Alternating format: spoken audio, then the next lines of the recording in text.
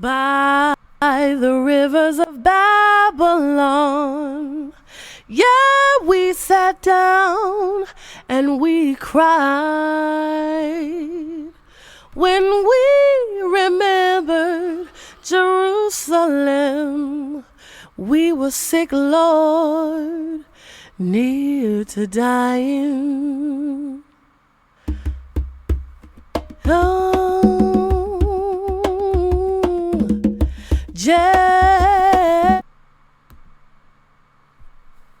Shalom, shalom, family.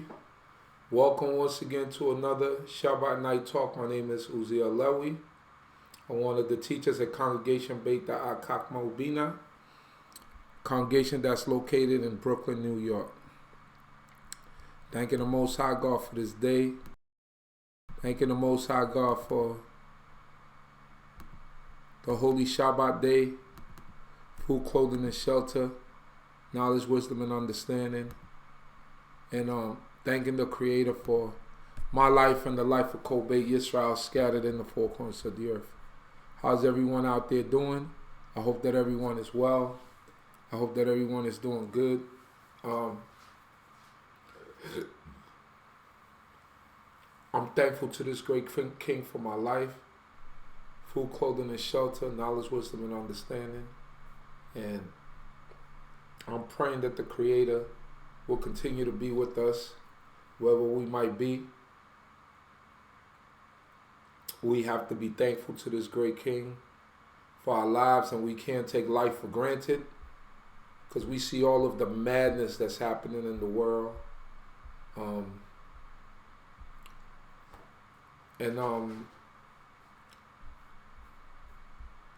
We see that in Houston, Texas, 7-year-old baby girl was intentionally murdered in a drive-by shooting by so far unidentified white male who intentionally shot at a mother and her 4 children while they were leaving the parking lot of a shopping center. And early morning, and my heart goes out to the family of this little girl's name was Jasmine. The report said the mother, this is quotes, "He intentionally killed my child for no reason," end quote. Says mother of 7-year-old killed in drive-by shooting. When she heard the pop of gunfire, LaPortia Washington threw her body over her eldest daughter in the front seat, shielding her during a Sunday morning coffee run with her children. "Get down," she screamed to the 3 other daughters she couldn't protect in the back seat. Gunfire from a pickup nearby shattered her driver's side window. When the shooting stopped, her 7-year-old daughter in the back seat was dead. She had been shot in the head, and the incident happened in the Houston area, Washington said. CNN affiliated KTRK reported.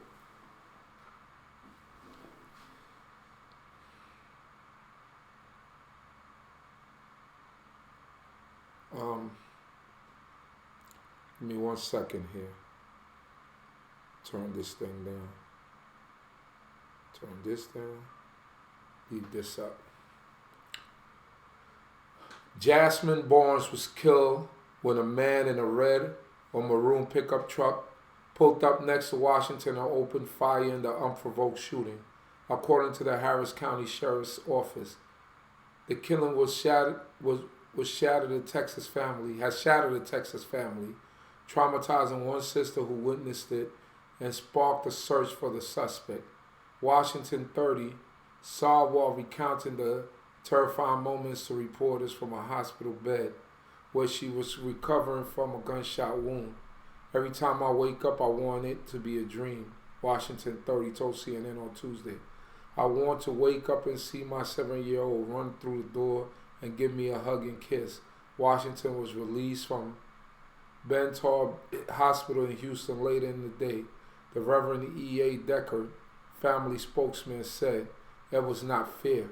Authorities are still investigating a motive for the shooting, which happened in northeastern Harris County close to 7 a.m. Sunday. Washington and her daughter are black. The suspect is described as a bearded white male, possibly in his 40s. So, it doesn't take a rocket scientist to understand what is it that's happening in the climate in this country at this moment.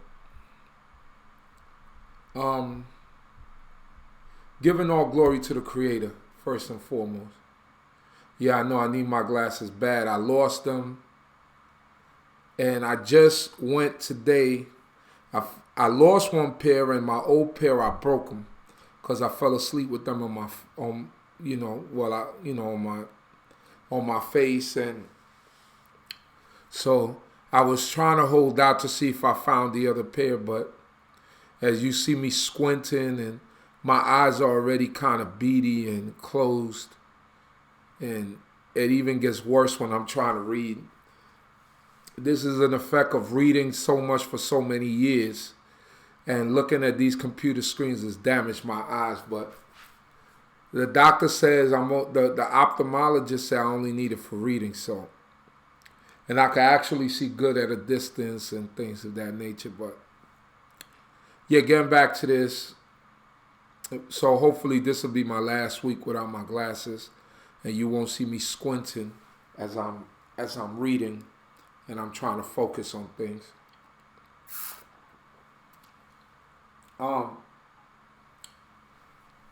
This is very sad, very tragic. It breaks my heart. The reason you see two computers up here is because my assistant has been falling asleep early the last couple of weeks, so it's okay. As long as he gets his sleep, it's all right. It's tragic. It could have been any one of us. This pains me. It hurts my heart for a family to have to go through this. And the reason why this is happening is because of the atmosphere in the country and the things that are being said and the rhetoric that was spewed out. And it's a lack of responsibility by leadership of this place in not condemning these type of acts. Now, I don't know if this president has even come out and said anything about this shooting. I don't know if he's condemned it. I could be wrong, but on the first day, I didn't hear anything.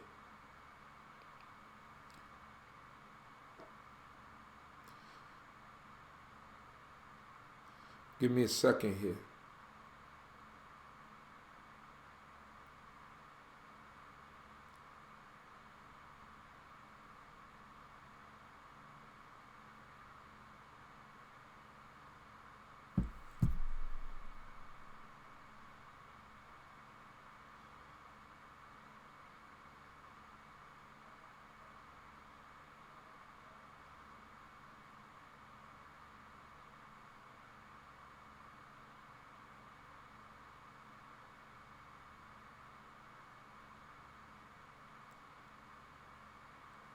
Not sure if he did, but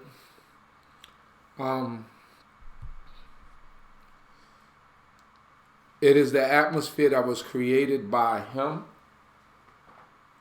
and the things that he says. And there's blood on a lot of people's blood on a lot of people's hands for the things that they say, the things that they do. And is not going to be unaccounted for because the Creator, he exacts vengeance, and he's the one that makes all things fair. They haven't found this man. with all the technology and cameras and everything that at hand with us, and that's in society, they haven't found them. So I pray and hope that everyone that's involved would, all the different agencies that's involved, will put their best foot forward and find this animal who's done this heinous act, this heinous act towards black people. Obviously, it's a crime of hate. The mother described a white man, a bearded white man with a hood on, who took off in a red or maroon colored pickup truck. So this is what we're dealing with.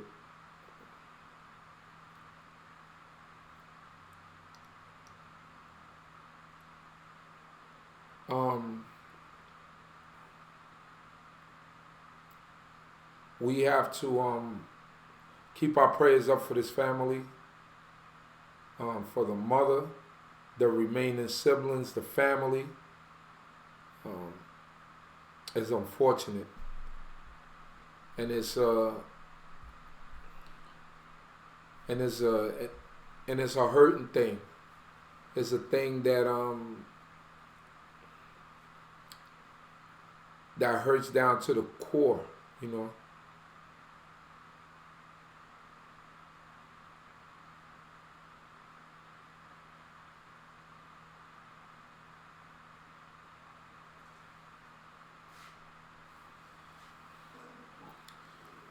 Hopefully everyone is doing well out there. I hope that the creator of heaven and earth continue to be with each and every one of you. Continue to magnify you and bless you and put wisdom within each and every one of us, that the Most High God will continue to bless us and protect us. Thanking the Most High God for all of you who are here with us today, who join us on a weekly basis. I appreciate it, and thank you for making this channel, D.C.B, the channel that it is, with your contributions and all the things that you, the foot that you put forward to help us to achieve the goals that we need to achieve in order to become the best channel possible that bring forth knowledge of self and understanding and wisdom. I had some people wonder, you know, where I stand on certain things. I thought that I made myself clear. Last week when I had my brother Chief 5DL, aka Zion Lex, came. For those of you who missed it on my Uzi Alewi channel, I had a discussion with him. The mystery about the Messiah, I believe was the name of it. And I thought I made myself clear, and the brother made it clear that I'm not a proponent of the oral torah. I'm not a proponent of a resurrection. It's sketchy to me. He was speaking from the perspective of the oral tradition and what the oral tradition is, and it's my brother, but you know, sometimes we agree to disagree. He was just bringing forth a point on my channel. I asked him certain questions, but it wasn't a debate between me and him. It was a point, as with other interviews when he bring forth points.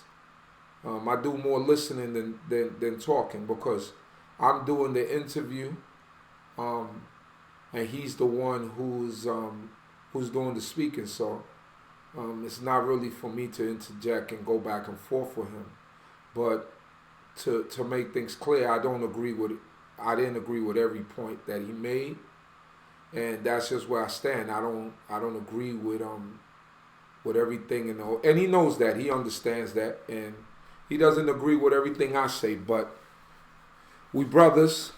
I got love for him, and I'm sure he got love for me back. So it's just a couple of things, you know.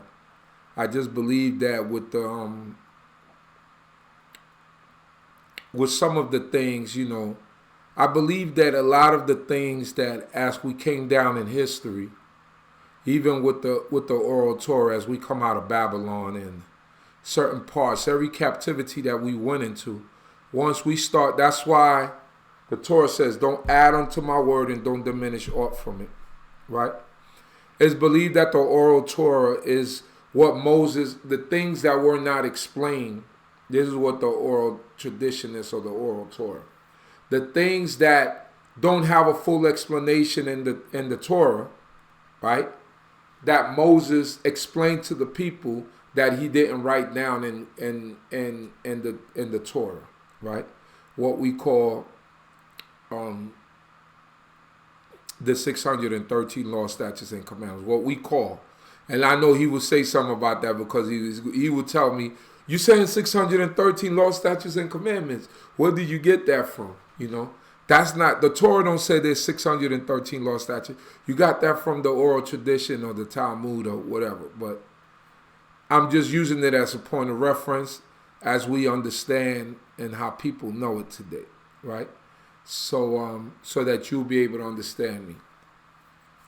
But when Moses created, when the Most High God gave Moses the law, statutes, and commandments,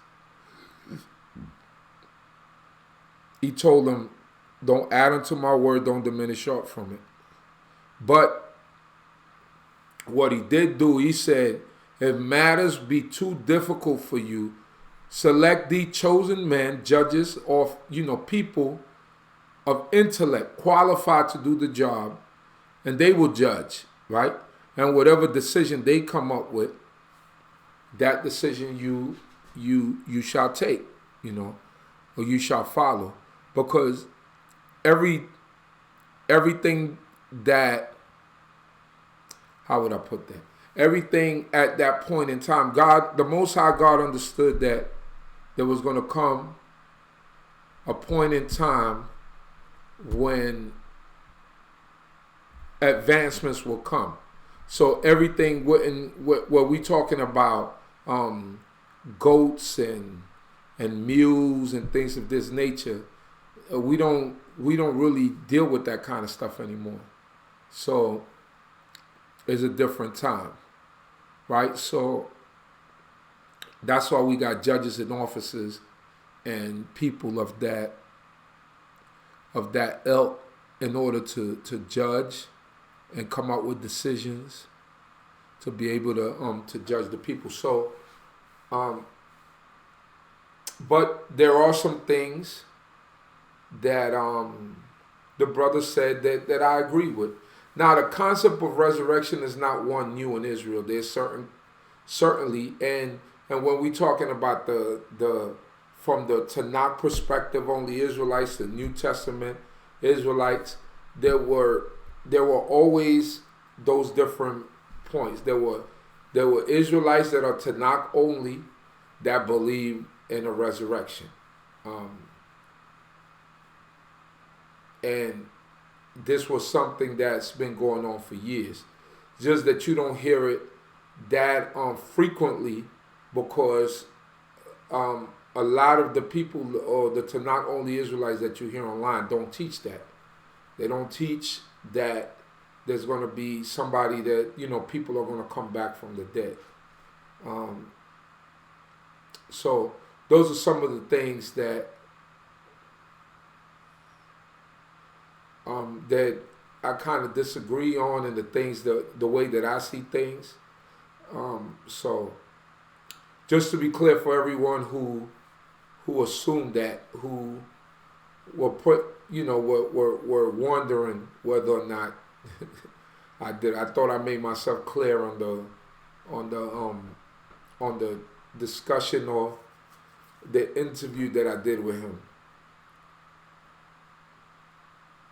So, but like I said, my brother, he knows these things, how I feel about it, and life goes on. But I'm looking forward to part 2 whenever he's ready, and we can look at it. So, also, to everybody out there, to everyone out there, I am planning to, someone suggested this to me, and I don't know if I should do it. I wanna bring it up to y'all. Someone suggested that I do something on Yom Rishon or on Sunday on my channel. Just keep something going, the momentum. Since I had that that interview last week with my brother, so I was thinking more of, because a lot of our people are lost, and they look at Sunday as the first day of the week, the Shabbat, as the seventh day of the week or the day of rest, that maybe I should do something aimed to those people that are deaf, dumb, and blind, for lack of a better word. But what do y'all think about it? How do y'all feel about it?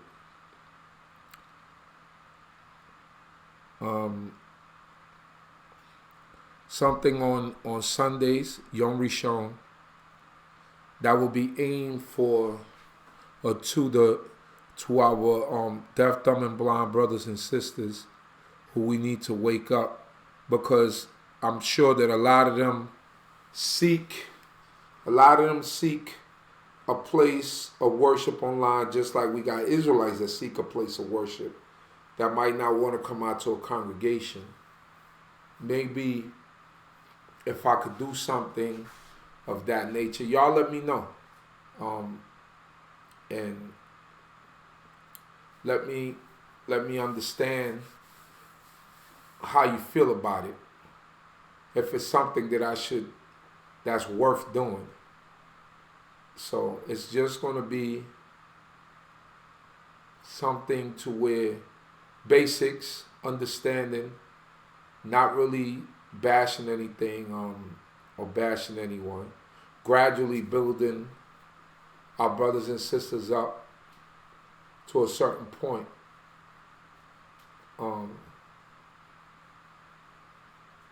Okay, so that's what I'm thinking about. I don't know what time I'm gonna do it, what time in the day I'm gonna do it. I want to do it early morning, because a lot of people do church early morning.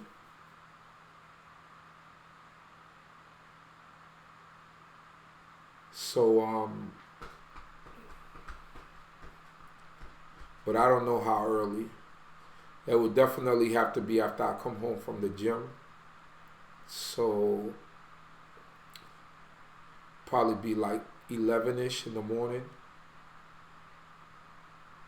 11-ish is what? That's about the time when services start, right? 11-ish, 12-ish.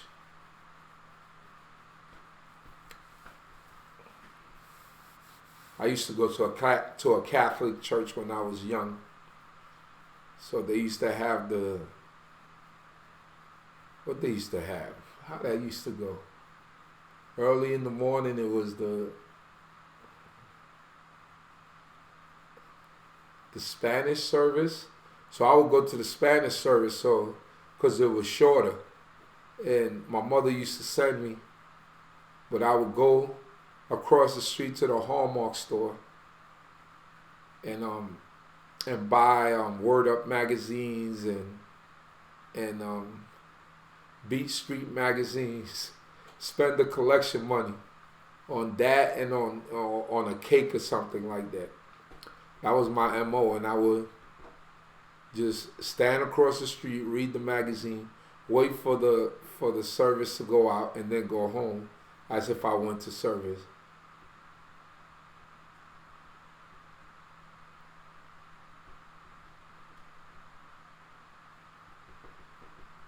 So some started about 10 a.m. Okay. I'm gonna see what I'm gonna do. I gotta get like some basic things and put it up there. Anglican Church from 11 to 1. Okay, so what I'm gonna do is try to do something like that. I don't know if how consistent, depending on how the participation, see how people react to it. I was thinking of naming it the segment every Sunday, things you don't learn in Sunday school. But I don't know if that will be too offensive to them. Things you don't learn in Sunday school.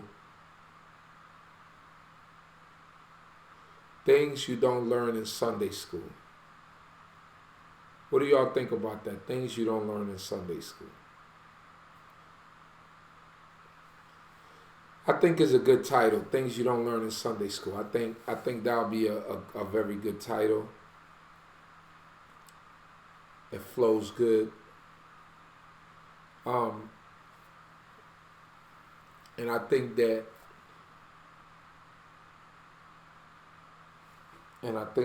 people would, a lot of our people who are searching and looking, because just think about how many of you found us on the internet just by searching and looking on a different day. Think about how many people are searching and looking on Sunday for a congregation online. How many elders are out there looking and searching for a congregation online? Right?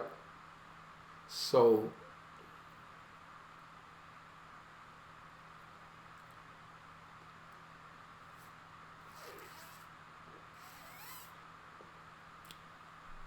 people said, sounds good.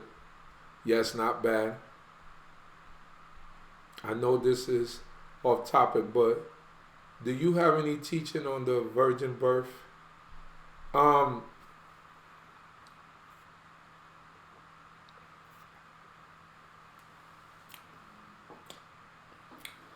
teachings on the virgin birth is simple as this. When the Most High God created the earth and all that in it is, his last creation was man. And he said, when he created Adam, he says, not good that man should dwell alone. So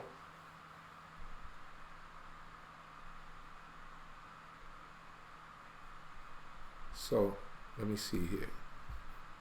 Let me go to the beginning of the book, Genesis chapter 2. Now, excuse my squinting. By next week, it should be gone because I should have my glasses. But it seemed like since the time I lost my glasses, my vision it got worse. So, it says here, and the heaven and the earth were finished and all the hosts of them. That's Waihulu Hashemayim we haaretz Wekal ze zeva'an. So, and on the seventh day God finished his work which he had made, and he rested on the seventh day from all his work which he had made. So God, it says he rested, but the word for rested there, he ceased, he stopped, because God doesn't need rest. And God blessed the seventh day and hallowed it, because that in it he rested from all his work which God in creating had made. So God created everything in 6 days, and on the seventh he stopped and he rested as an example to mankind to keep the commandments. It says here, these are the generations of the heaven and the earth when they were created in the day that Jehovah God made earth and heaven. No shrub of the field was yet in the earth, and no herb of the field had yet sprung up, for Jehovah God had not caused it to rain upon the earth, and there was not a man to till the ground. But there went up a mist from the earth, and watered the whole face of the ground. Then Jehovah God formed man of the dust of the ground, and breathed into his nostrils the breath of life, and man became a living soul. So God created the man from the dust of the ground. He breathed the breath of life into man, and he became a living soul.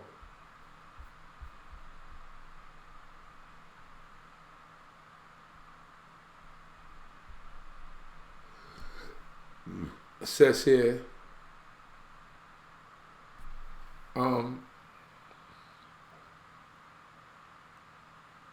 living soul, verse 8. And Jehovah God planted a garden eastward in Eden, and there he put the man whom he had formed. And now the ground made Jehovah God to grow every tree that is pleasant in sight and good for food, and the tree of life also in the midst of the garden, and the tree of knowledge of good and evil. And a river went out of Eden and watered the garden.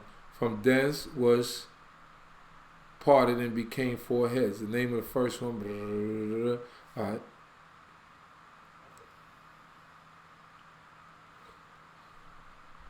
Let me skip down. Verse 18. And Jehovah God said, this is chapter 2, verse 18. And Jehovah God said, it is not good that man should be alone. I'll make him a helpmeet for him. And now of the ground Jehovah God made every beast of the field, and every fowl of the air, and brought them unto the man to see what he will call them. And whatsoever the man will call every living creature, that was to be the name thereof. And the man gave names to all cattle, and to the fowl of the air, to every beast of the field. But for Adam there was not found a helpmeet for him. And Jehovah God caused a deep sleep to fall upon the man. And he slept, and he took one of his ribs, and closed up the place with which instead thereof. Closed up the place with flesh instead thereof. And the rib which Jehovah God had taken from the man, made he a woman, and brought her unto the man. And the man said, this is now bone of my bones and flesh of my flesh. And she shall be called woman, because she was taken out of a man. Therefore shall a man leave his father and his mother, and shall cleave unto his wife, and they shall be one flesh. And they were both naked, the man and his wife, and were not ashamed. So what we see here is the creation of mankind, man and woman. And God said it is not good that man should dwell alone. So he created a woman for him, a helpmeet.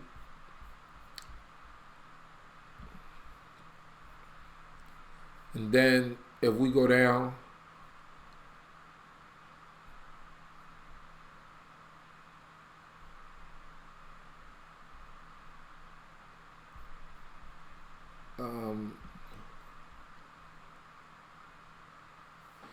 so chapter 4 verse 1 says, and the man, which is Adam, knew Eve his wife, and she conceived and bore Cain, and said, I have gotten a man with the help of God. So now we see the natural process of life.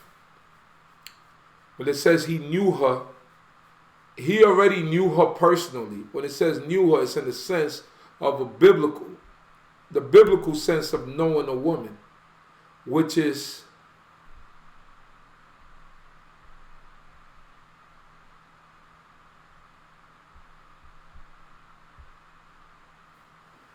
so as we see what's happening here, what transpired, God created everything. He created the animals, he created everything, and he created man and woman, humankind, and they violated the command of God, and God put them out of the garden. But he knew his wife, even she conceived and bore a son. Now the concept of a virgin birth is not a new concept. That's a concept that's coming from Egypt.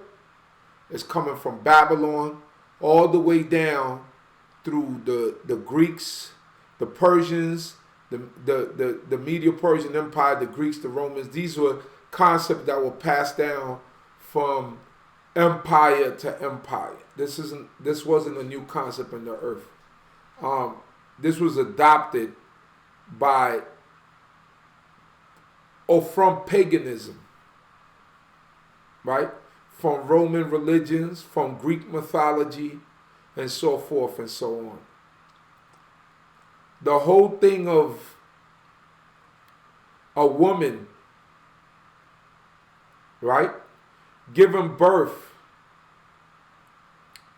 to a child, and a man did not go in onto her in those times, because in that time they didn't have in vitro fertilization and they didn't have any of those things, right? So the way for a woman to get pregnant was for a man to go in onto her. That story is a fairy tale story. There's no other way to say it. That a woman was impregnated by a Holy Ghost.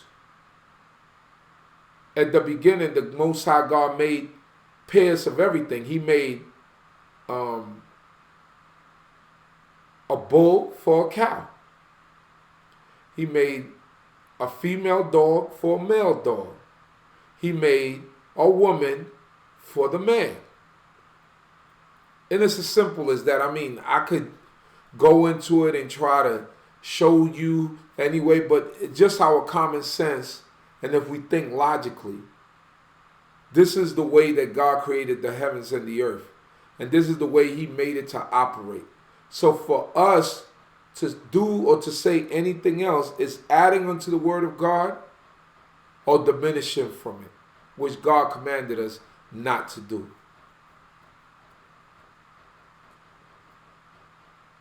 God commanded us not to do that. Let's go there. Deuteronomy.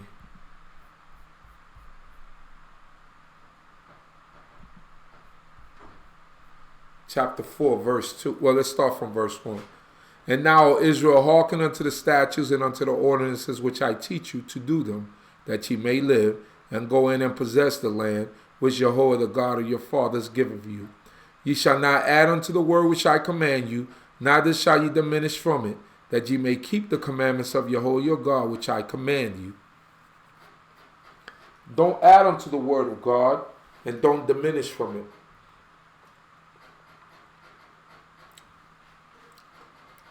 All of those are additions.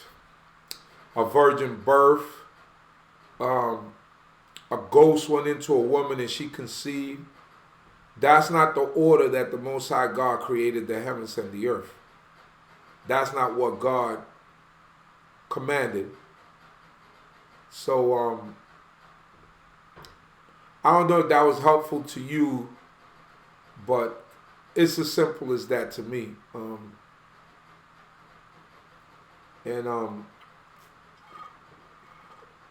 I hope that that was helpful.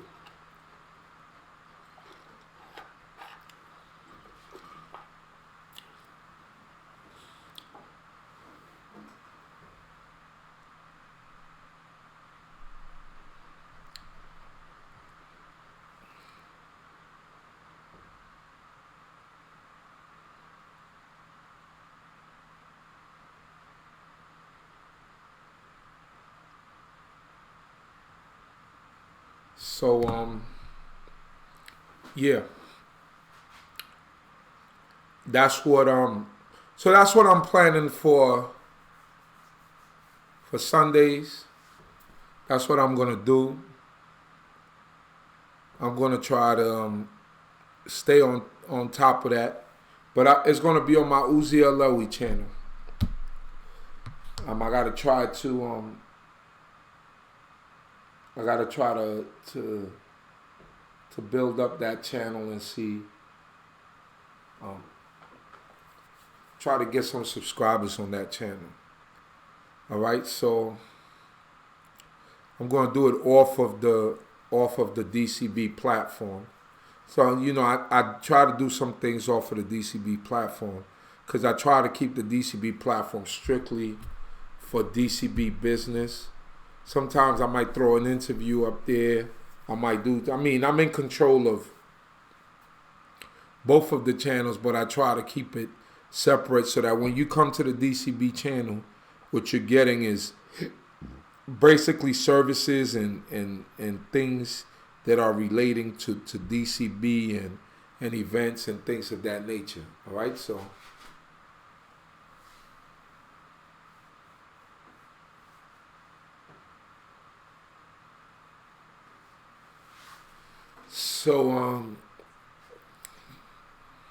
that's that. Tonight, I wanted to bring a lesson, but I think I might hold it off to next week. There was a lesson. I mean, you guys, some of you already have heard the lesson. It was about the different names of the Tanakh, and I was going to go through that, but it just seemed like you guys might already know that.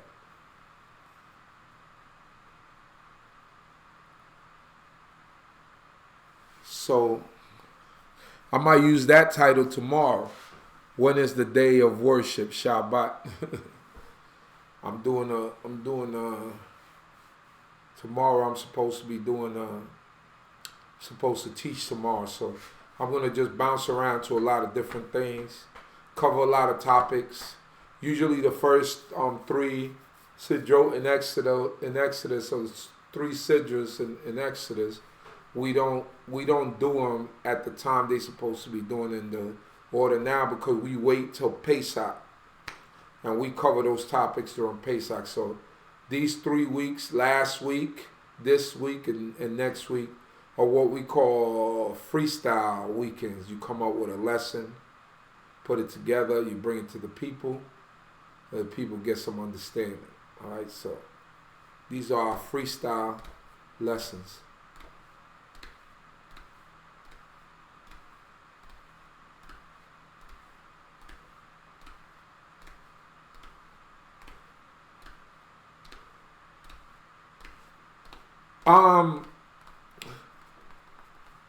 Chicken is from the family of the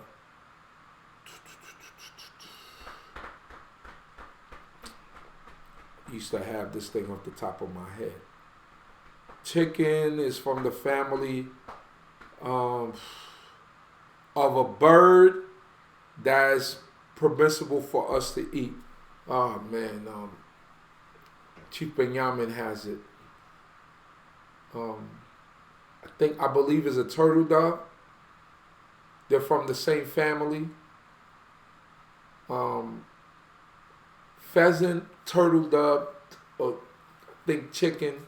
I'm gonna research it, right? It's no problem. I'm gonna research it, but I believe. So it might have been quail.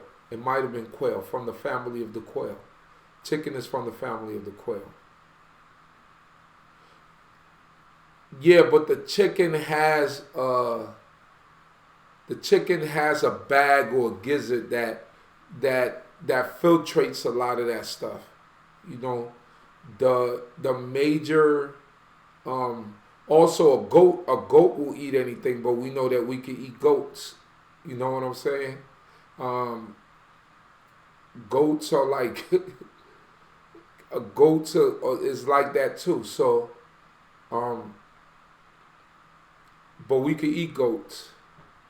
They're permissible for us to eat. Chicken are supposed to be a yard bird.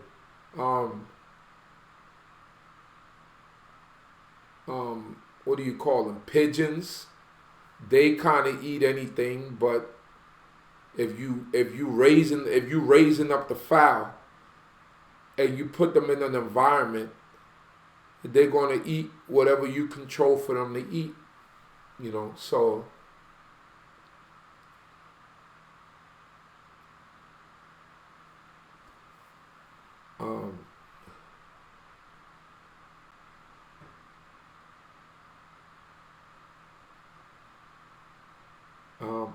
yeah, so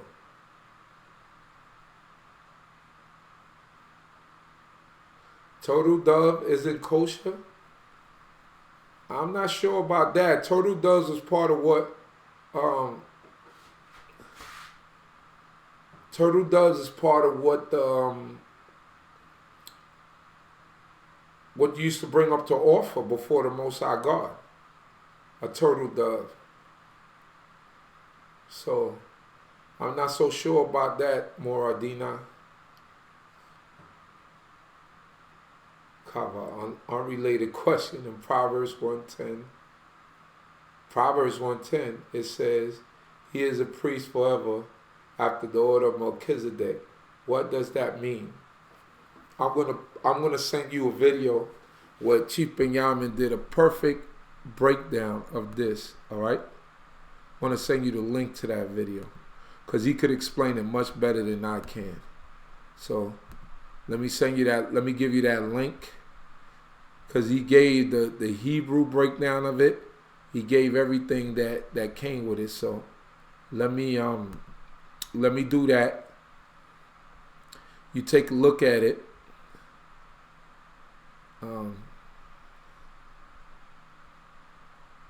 Because I don't need to explain it because he did. I can't do a better explanation of it than he did. So let me look here. See if I can find it.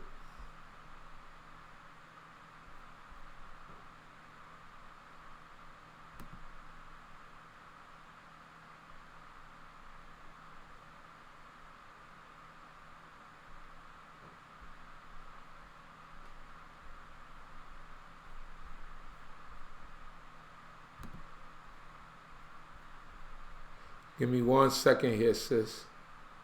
I'm going to find that for you.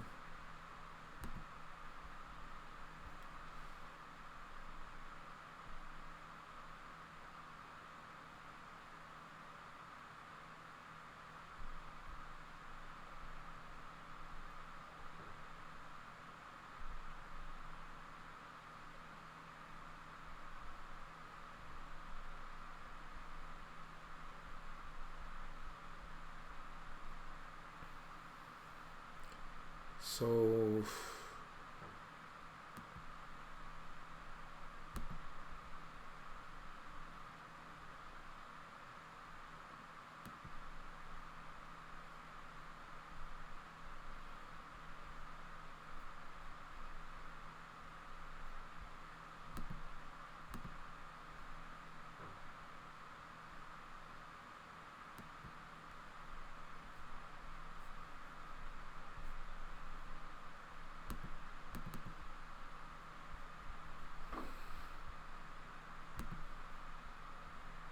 I'm trying to find the link here so I could put it in the room. Now I believe this is the video. You said Psalms 110, right? So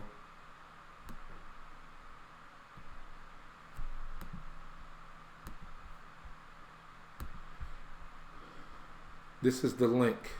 I think you said Psalms 110.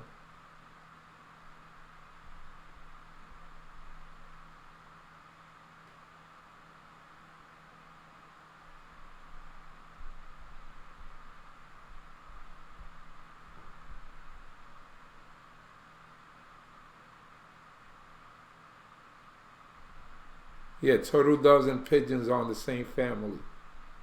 Let me see. I believe you meant Psalms 110, right? I don't think you meant Proverbs 110 because there is no such thing as Proverbs 110.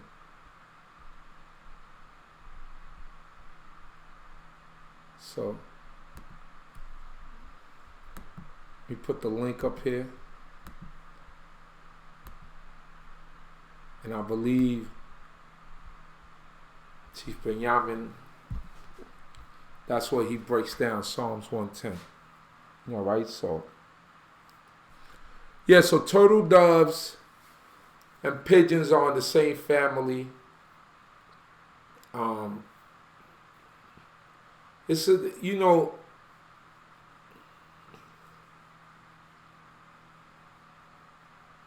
dietary law is tricky because sometimes we look at certain things. There's certain fish that we eat that eat other fish, you know, that eat certain fish that we eat shrimps. You know, they eat they might eat the sanitation department of the sea, but they eat them. That's their food. I believe the reason why salmon is pink, the pink salmon, is because they eat shrimps. And shrimps eat doo-doo of the sea. They clean up the sea. But salmon, that wild salmon, that wild salmon, he eats shrimps. That's why he get that pink in his. That's why we call it pink salmon, because the color comes from the shrimps. So I'm not sure, you know, with certain animals and what they eat. A lot of the animals that we had, we would feed. You understand what I'm saying? We'll put them in a pen or whatever, and we'll feed them what we want to feed them. Now, if you got a chicken that you're raising in your backyard versus chickens that live in a third world country that just roam around and just trying to survive, those are going to be two different types of chickens. You know what I'm saying? Those are going to be two different types of chickens. And people, what they used to do, even when they used to catch wild animals that they could eat,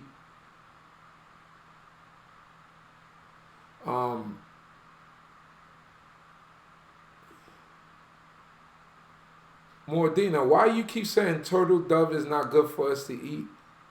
If dove, I mean, they're from the same family. Dove and turtle doves are from the same family.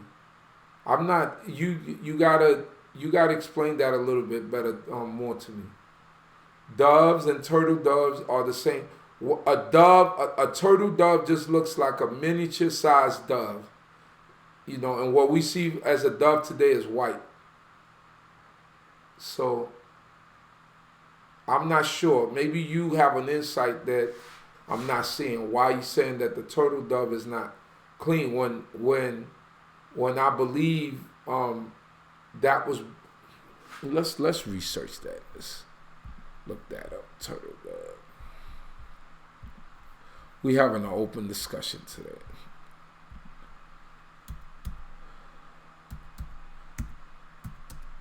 I'm challenging Moradina today.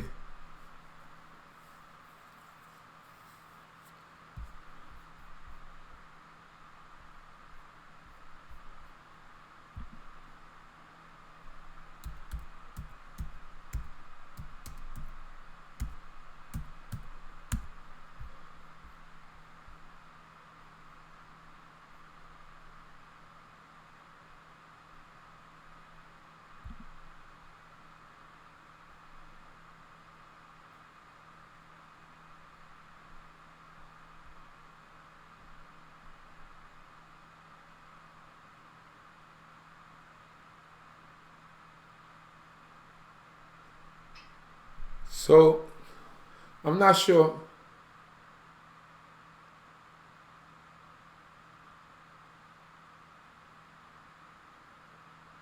Okay, I get that, but why do you say turtle dove? Now we got right here, Genesis chapter 15, verse 9. This is when Abraham was making the offering to the Most High. And he said unto him, take me a heifer 3 years old, and a she-goat 3 years old, and a ram 3 years old, and a turtle dove and a young pigeon. So this is when he made the burnt offering to the Most High. This is Leviticus chapter 12, verse 6.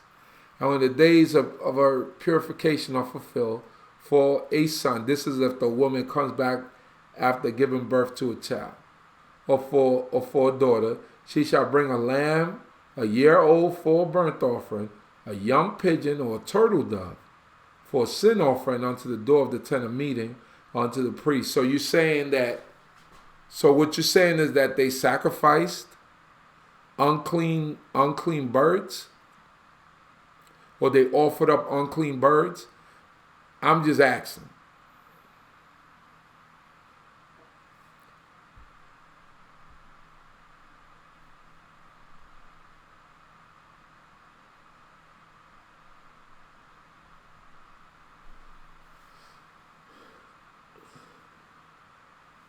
What does it say in Hebrew? But what we understand to be a turtle dove. All right, let's see. What do we have here as turtle dove?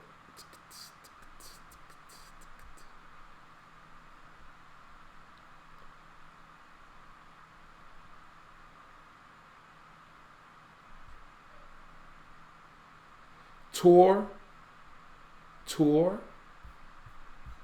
That's what I see in Hebrew. Tor. Let me see.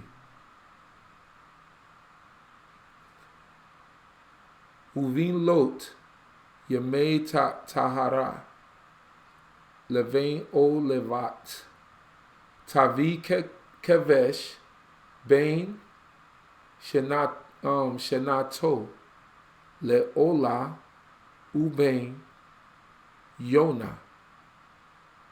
Right? So Yonah is dove, right? Yonah is dove. Otor lekatat el petat ohel moed el akohen.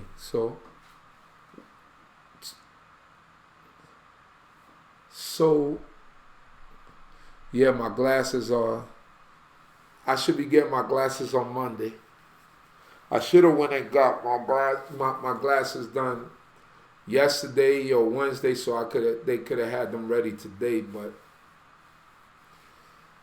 this is what happens when you're stubborn and you think you're gonna find glasses that you lost a month ago. I didn't want to pay for new glasses because I refuse to believe that I lost a pair of glasses. But by Monday, I got to get them because I think I'm damaging my vision even more by straining. So,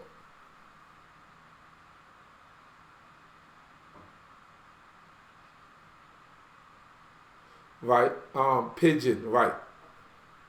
Jonah is pigeon, right? So, then what's the problem? I'm not understanding what's the dilemma.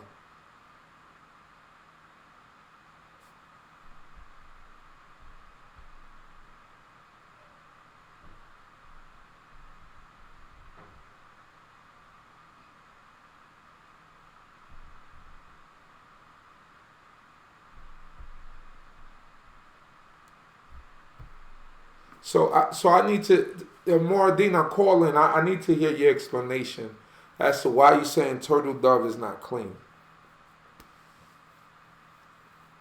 I need you to call in 347-622-9090.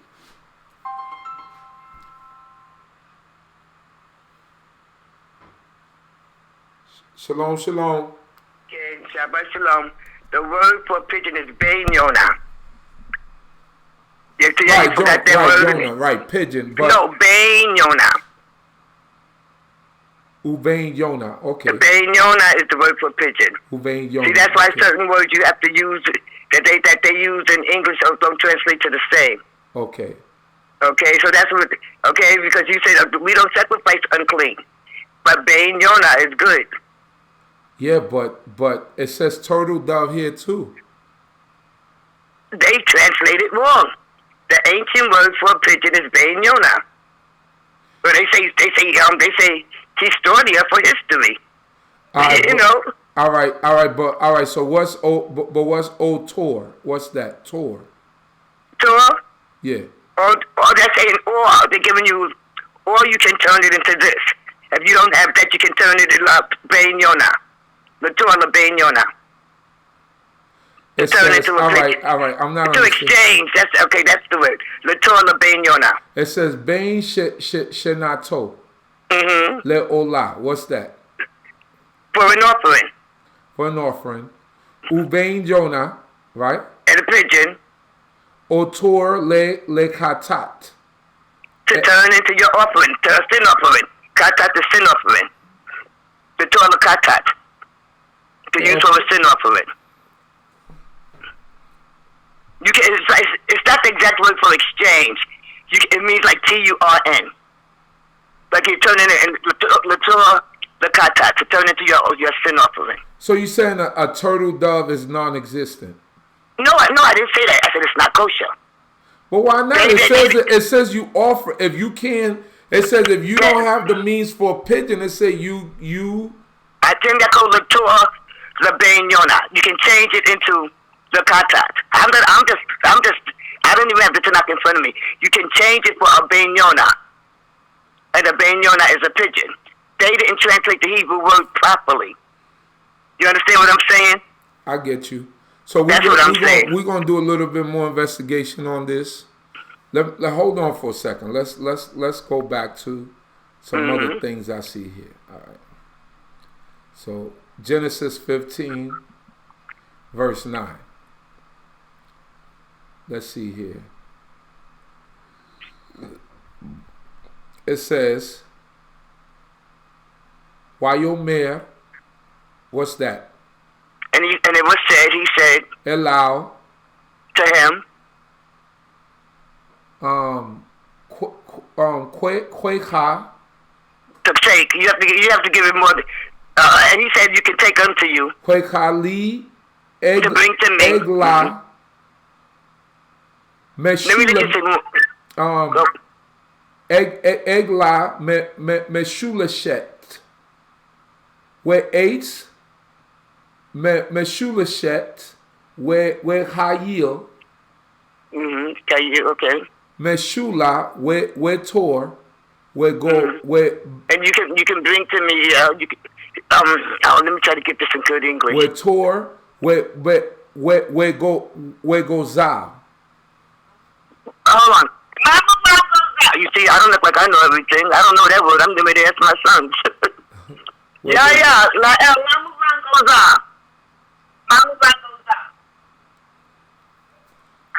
He's in the offerings. You in Exodus what? This is Chief Uzzah. Mamuvan goes out.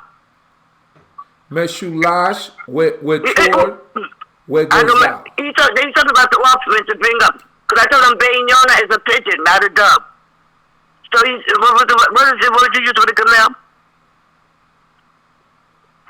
Exactly. Right.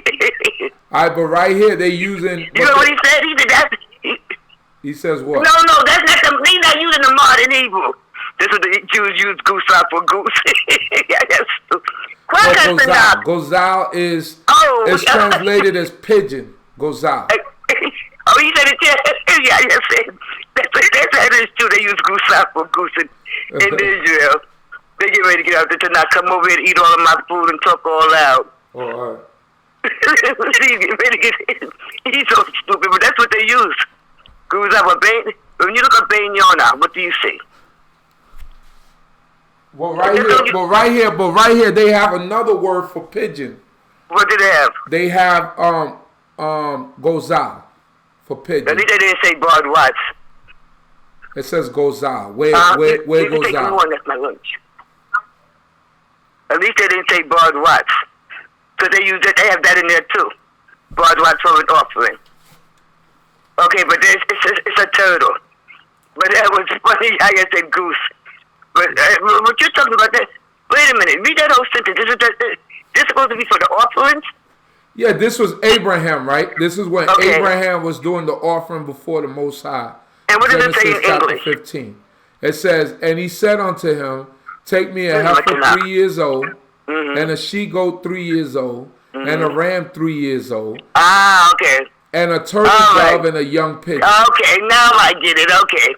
You're talking about the ram. Okay, I forgot about that word. Yeah, you're talking about the goose. Where I yield. Okay, I yield is like a deer. Meshulash, where Tor. Three. Where goes out. I yield is a deer. You said you could be 3 or something. You said 2 and then 3. 3 years old. 3 years old. Right, and a turtle. Meshulash, right? Okay. Meshulash. Right? With Tor. That's the word we have in the controversy with. With Tor, where goes Zal. Gozal is pigeon, and what's with Tor? No, Gozal is not pigeon. That's what it says here. It's translated as but pigeon. You have a dictionary that says that?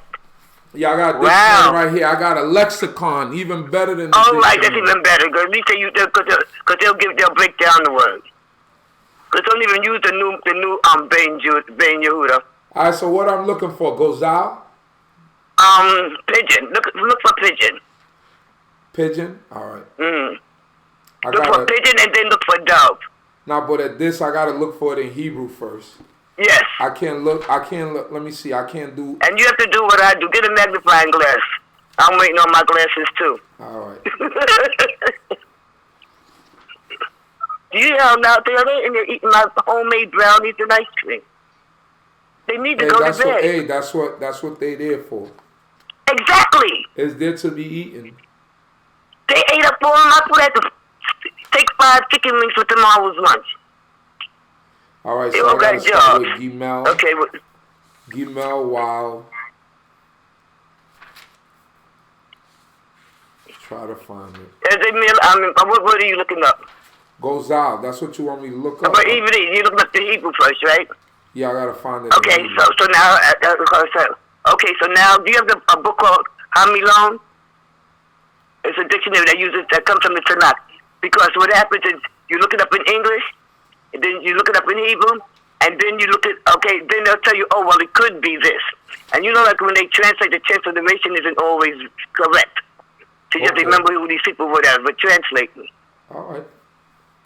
So they have it where we could even, the word that's for Bard was saying that is good to eat, and that's the duck. My daughter is in here wrapping up brownies like I can't hear her.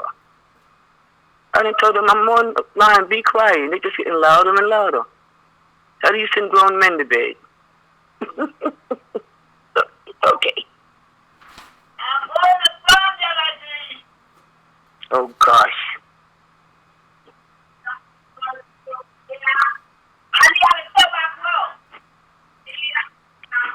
I'm gonna.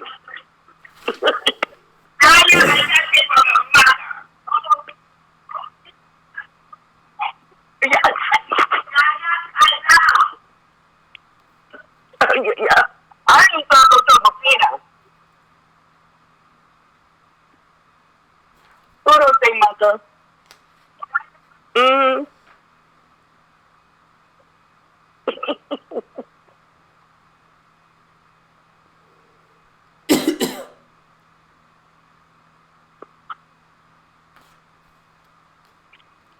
Either I'm bypassing this or I'm really Yeah, see, we got something.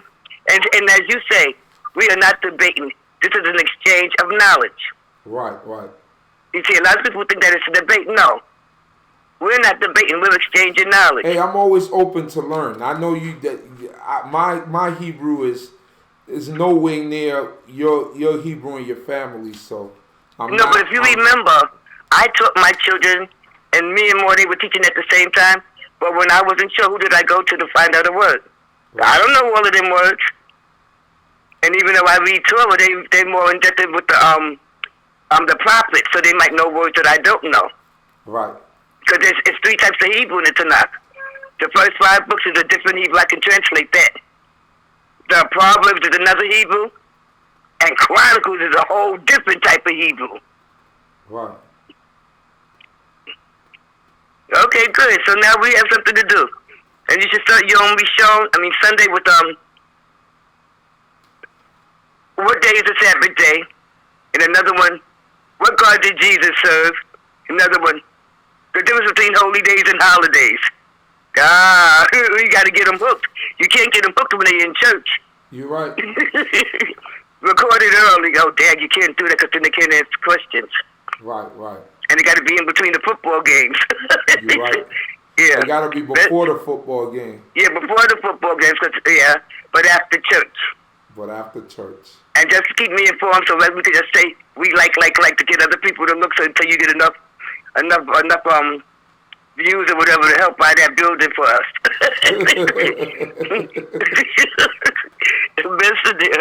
All right, Shalom. Shabbat Shalom. Well, I'm going to do a little bit more research on that word. I can't find it at this time in my lexicon, but so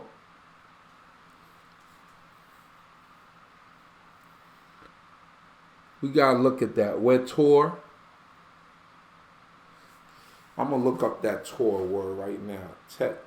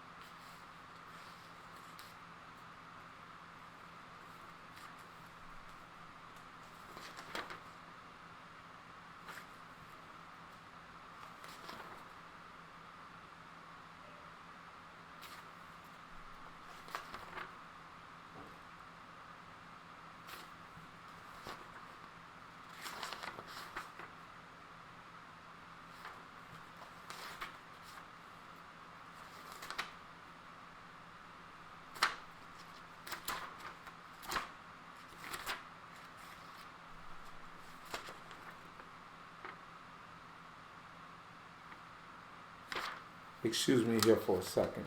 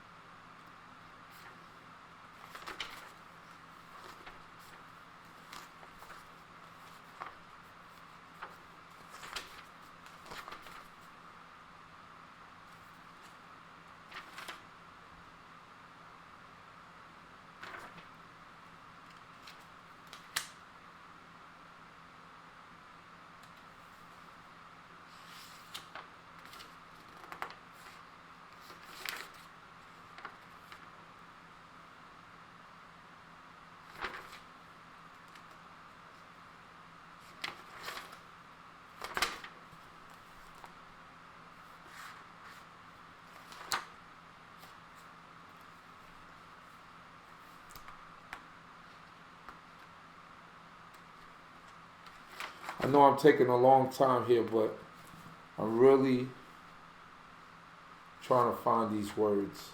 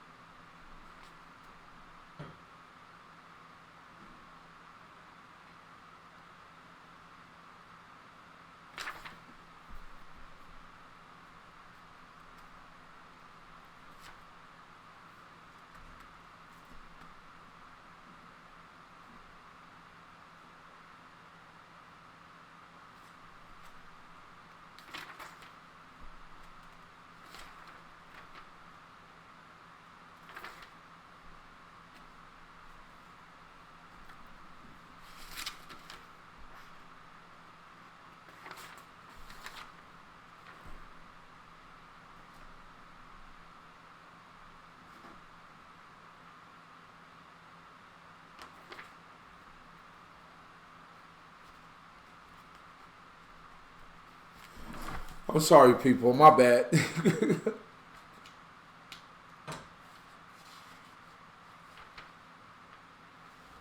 So the only words that are not clean are birds that are not clean are birds with talons, hooked beaks, and birds of prey.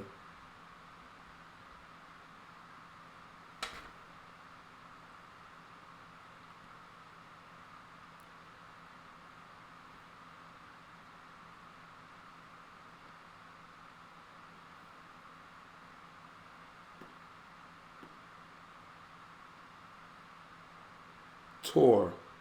Oh, here we go. I found it. Torah. I found it. Torah.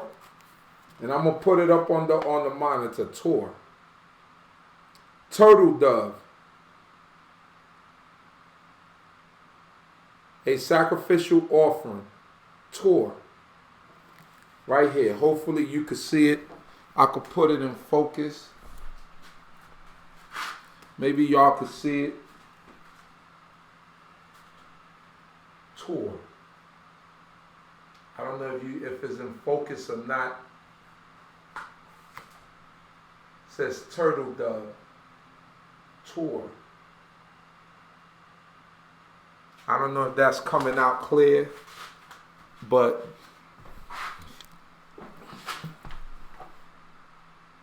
yeah, I got this. It says it right here. It says Tet Resh or Tet Wow Resh. Masculine. A turtle dove. That's the definition. Leviticus 14:30. Leviticus 5:7. Genesis 15:9, Torah. Jeremiah 8:7 as migratory, as sacrifice offering.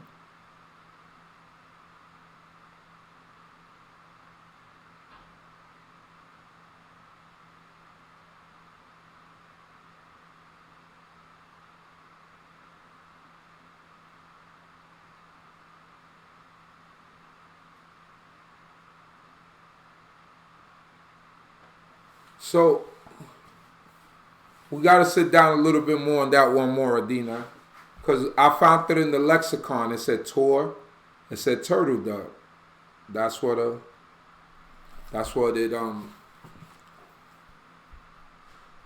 translated as. So okay,